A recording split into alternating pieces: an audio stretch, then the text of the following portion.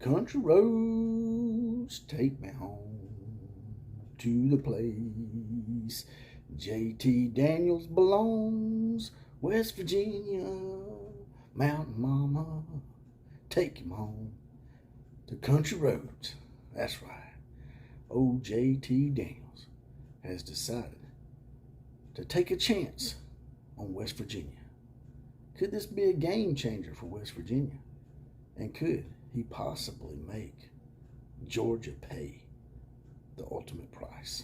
Let's talk about it.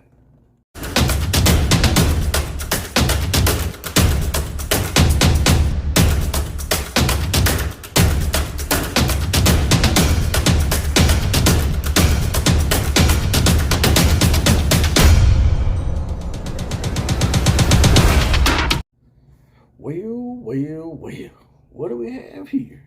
If it ain't another episode of Outlaw of College Football. That's right. I'm JPC. This is the home of the Common Joe and Common Son of the Know, even more so than all those media talking heads.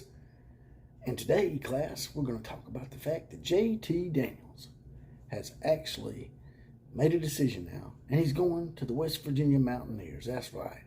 He's taking his road to country roads. Could this be a game changer, a job saver for Neal Brown? I think it could. I think that getting a great quarterback like this is that piece that I've been talking about so profusely here as of late. In the videos I've made about West Virginia, just needing that one small break, that one recruit to put them over the top. And now, I think they got that. And J.T. Daniels. The thing is, a lot of people say, well, he could never get the starting job at Southern Cal. He never got the job really fully at Georgia. But here's the thing.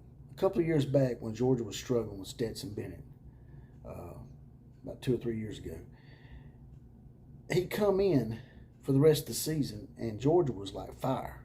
I mean, they looked like a completely different team. They looked like a powerful team that could win a national championship.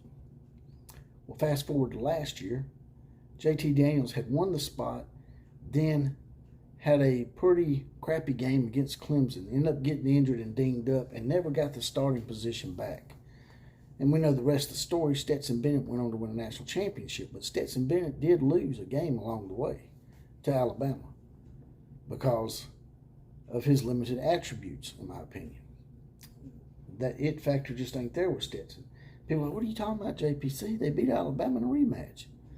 Yeah, and I hate to make excuses, but that Alabama team wasn't the same Alabama team that they played in the Southeastern Conference title game. We all know that. It's not an excuse. It was a fact. And the fact was that Alabama's entire wide receiving corps was done.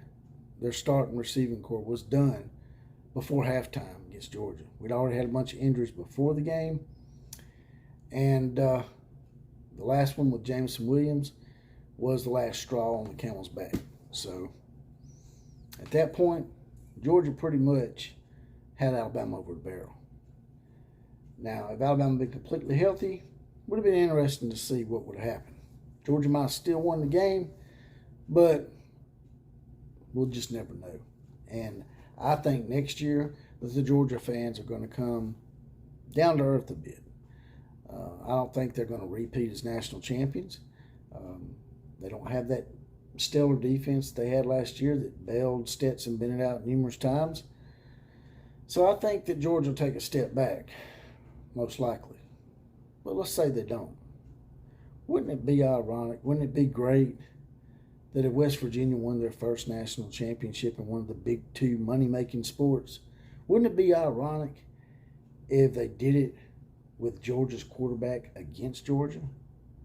Now, as an Alabama fan, if Alabama doesn't win the national championship next year, I would love to see West Virginia just house Georgia's ass in a playoff game or something like that. But like I said, I don't think that's going to happen because, you know, one player is not going to change the entire landscape of a team, but it can put that team over the top to the point where they have that confidence to maybe do something special. And sort of like back in the day with Cam Newton and Auburn. Say one player can't make a difference, but in reality, one player can make a difference. Might not be the total difference, but one player can make a difference, as it did with Auburn. As we saw with Auburn, after that one player left, they pretty much went downhill. So the question is, what kind of impact will this JT Daniels transfer make upon West Virginia and the college landscape? I think the biggest impact of all that it's going to make, that's probably going to put West Virginia more in the ballpark of winning maybe 9, maybe even 10 games, as opposed to what a lot of people were predicting as maybe anywhere from 5 to 7 games. And so that'll be a big step for Neal Brown. And I think that this recruit or transfer portal player may be that one big break or small break, however you want to look at it. I think this may be the break, regardless, that could help put West Virginia football into a national contender spot. And that's all I got to say about that. You guys and gals, tell me what you think about this situation. You think that JT Daniels is going to make the difference and maybe put West Virginia over the top and put them in the playoffs possibly? I definitely think that they're probably going to be in contention for the Big 12 championship. And do you think that maybe that this can come back to bite the old hedge pissers, those Georgia hedge pissers, right in their old mutt ball licking ass? Drop in the comment section. Tell me what you think. Like, share, comment, and subscribe to this channel. And as always, KMCA to all the other teams.